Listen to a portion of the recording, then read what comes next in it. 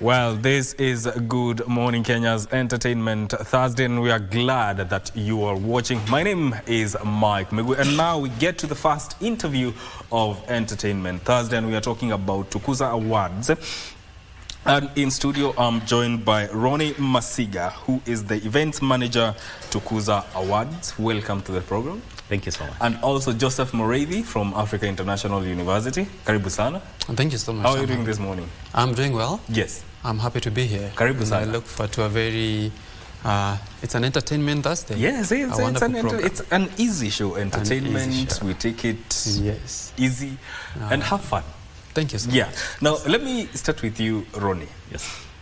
Before we even get to the awards, from where you stand, what is the state of the gospel industry in the country, gospel music industry? Well, we have challenges. Yes. Of course, in every aspect we need, rather we have to have challenges. Mm-hmm. But of course, there is growth. Yeah. And despite the fact that we have some resistance to from various maybe artists or fans, but we thank God that the growth is there, and the transformation journey has started, and we believe that this is going to bear fruits. Yes. Yes.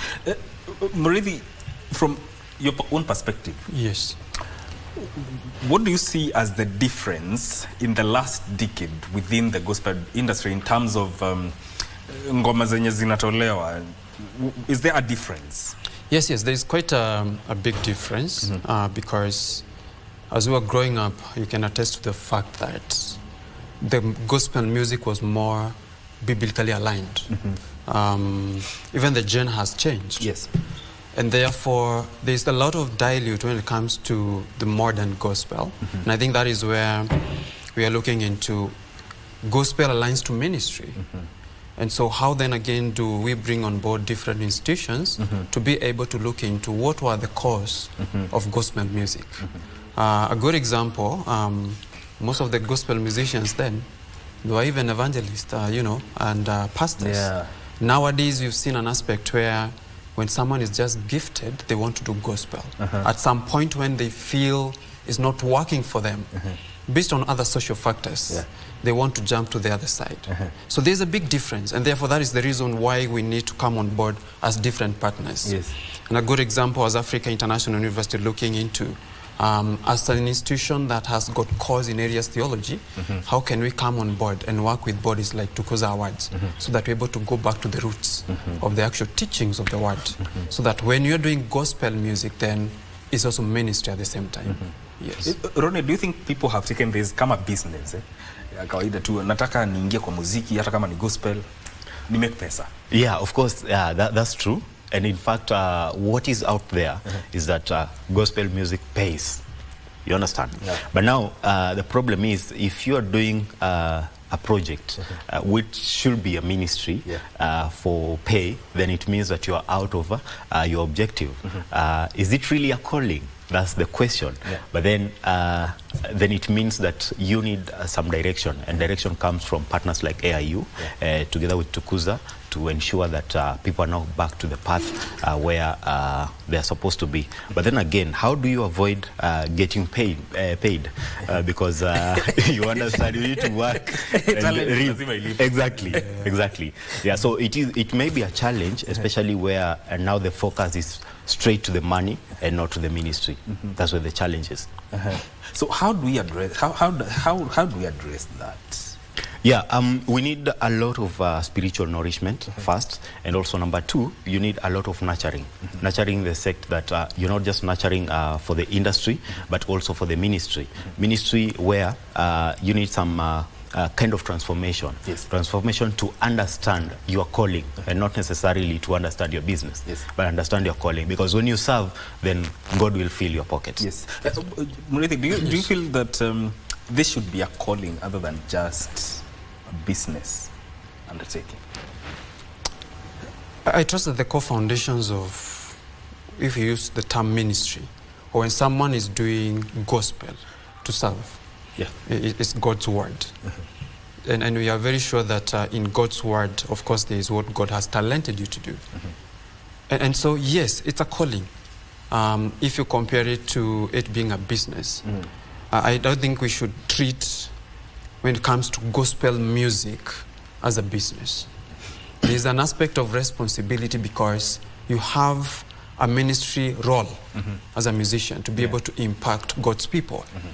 And therefore, and it's not wrong for people to want to earn from the gift that God has given them. It's not wrong. Maybe it's looking back and saying, okay, then these musicians of nowadays, then how do we empower them so that then again, not just in terms of empowering their financial knowledge or the management knowledge, but also their spiritual knowledge. So that whatever they do as musicians, then again, it is the first core alignment is towards what's God's will. So that when I'm called to do gospel music, I'm aligning myself first to God's will. Then again, I'm looking at other benefits as secondary to what God has called me to come and do in His kingdom. Yes. Ronnie, then again, what is the rationale now that informs gospel awards like Tukuza awards? First you need to engage the audience because that is the key determinant of who is who or who is coming, who is doing what. And then number two, you also have to look for like general observation from what the industry is maybe undergoing to understand well or rather be informed on who is supposed to be awarded. Of course, you need maybe the votes from the audience, but again, we have some, let me call them recognition awards for some outstanding ministry. And that's where now you have the observation coming in from the staff. Like for us, for Tukuza, we've identified a few artists that we're going to award, not necessarily based on their votes, but based on their ministry. And probably they could not be able to campaign so much and get the votes, but at least you can see their work speaks louder than even their voice. Yes. No. What do you think should be the impact of such awards, especially within the gospel industry? Joseph. Well, allow me to paint a picture so that I peg it with your question, and provide a base in terms of how Africa International University was formed. AIU initially was known as Nairobi Evangelical Graduate School of Theology. And we offer programs purely theology, later on now transiting to Africa International University. And so our core philosophical foundations are biblical, are theological. And now how such awards can have an impact in the lives of artists. One is the step that Tukuza Awards they've taken today. They want to bring on board partners who can be able to mold artists beyond the award. Because for most times we've observed the fact that it's just a matter of being awarded. Then after that, then what happens? Are you sharpening these artists to be able to manage their music, to manage their career in areas music, to holistically grow each and every day so that when you're calling them to impact the community, because in terms of social structure, music has a place in it. What you say, what you sing, how you behave yourself, young people or other fellow Christians would want to emulate. And maybe the question is, why has things changed? Is it that at some point, there was a bridge where we had a group of musicians who behaved differently, and we thought this is the way to go. And now the generations coming each and every day, they feel this is the way to go when it comes even to gospel music. So such awards should be able to create a platform and bring on board partners who can be able to holistically mold artists so that they're not just spiritually being molded, but they're also being inculcated with skills and knowledge to understand not just the word, but even how to improve themselves, so that it's not just a matter of pictorials, you stand and you get an award. Then what next? That is where you find that sometimes we are finding artists, they are very famous. Yesterday I was somewhere in a dinner and one of the pastors said that we have a big problem because us out here, when we are shown in media houses, we are very famous. People see us as gods. And that is happening with most musicians. That most musicians, they are not empowered. The only thing they know is the gifting of God in terms of their voice. Some of them are not even well tailored to be able to produce gospel music that is godly. And so you find that even they go through challenges. And most times you only realize this is just a normal person. But how do we mold them? Yeah, actually, that is why you actually kind of answered my next question, because I was going to ask you after the awards, the winners and all that. Yes. What next? Yeah, what next? Very important aspect. When we came to the game, we realized that the only thing that a winner is getting, yes, and I want you to listen to this carefully, is a trophy and a certificate. Yeah. But then someone will ask, if I take this trophy to my cabinet back at home, and then what next? Exactly. How is it going to mold me?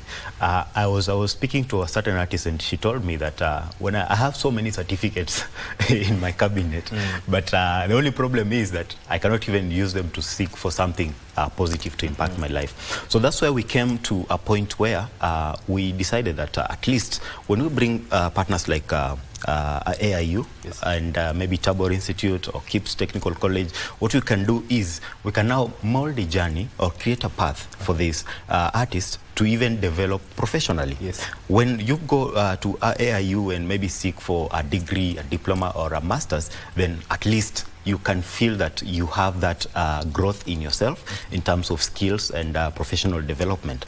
And then number two, you realize that a lot of awards maybe just come during the end of the year, maybe towards the end of the year, and then create the award, and then you forget about them. So what you also need is, these artists need some so-called platform, maybe for performances or just to showcase their talents, all right? So we need to create that path. And for us, we are partnering with several churches to ensure that towards the, maybe within the year, we utilize the artists, yeah? We take them regionally, let them go, have shows, perform, and then at least you also be getting something from it. But I think the most important thing is for the aspect of scholarships that we've brought in, so that at least we're not just awarding actually the winners, but the top threes in these several categories. And just to mention, we have 42 categories that we're going to award. And so we expect that from the 42 categories, 126 people are going to get opportunities to get to scholarships in various institutes in town, so that at least you feel like you are growing. Yes. DJ, do you have any question to the two gentlemen? Yeah, of course. I only have one question. Inayo lazima tu niulize ndo initoke. Uliza tu initoke. Yes. So there's a situation ina happen like in the industry, mwana msanii amefanya kazi, like hata ukifollow up, this artist amefanya job, like for the whole year. Then ikifika time ya kuvote, hana votes. But like according to you, this guy amefanya vote, but mwenye amepatiwa akona votes nyingi, ukiangalia pia wakeke ni kinda shady kidogo. But still, this person anapatiwa you award. Yes. So something like that, how do you work out something like that? Yeah, I think I mentioned that earlier. Number one, we don't just base on the votes. That's why we have what we call recognition awards, if you can remember. So that at least we also appreciate the good work that you're doing, maybe in the ministry. So we've also had cases where big artists, you know, they use money to buy the award. Where just like nyuma ya tent. Nione nyuma ya tent, bro. Yeah, exactly. But for us, to ensure that we are also transparent and ensure that our integrity standards remain, we've decided to make public all the votes. We have a very special portal that ensures that the transmission of votes is actually public. So even you right now, you can go and check who is leading in various categories. But you see, again, it becomes a challenge for us to just award someone based on the work, and also forego someone who has worked through the campaign, got the votes, and then at the end of the day you award someone else. You see, we have that gap. So we believe that with the recognition awards, based on your outstanding job or rather work in your ministry, will also help you to, or rather motivate you to continue with the good work. Yes. As we come to a close, I wanted to briefly, very shortly, talk about the impact of this partnership. Thank you. I want to peg it to what something that Ronnie has mentioned, that they want that long-term impact, and that's the reason why they've brought on board the different partners.